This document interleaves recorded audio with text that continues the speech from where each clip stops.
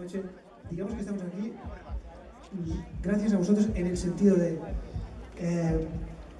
hemos escrito unas canciones que tienen que ver mucho con nuestra vida y las hemos compartido y vosotros las habéis recogido. O sea, lo que realmente da sentido a todo este follón de Jarabe de Palo es el que nuestra música haya podido ser, o pueda ser, parte, aunque sea pequeña, de la banda sonora de vuestras vidas. De corazón y súper agradecido precisamente por ello.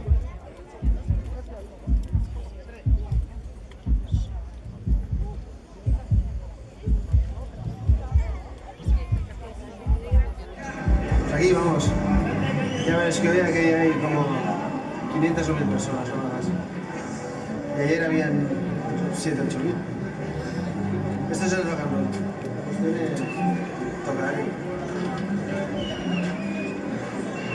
Hayan 50, 10 y nosotros estamos muy acostumbrados a esto.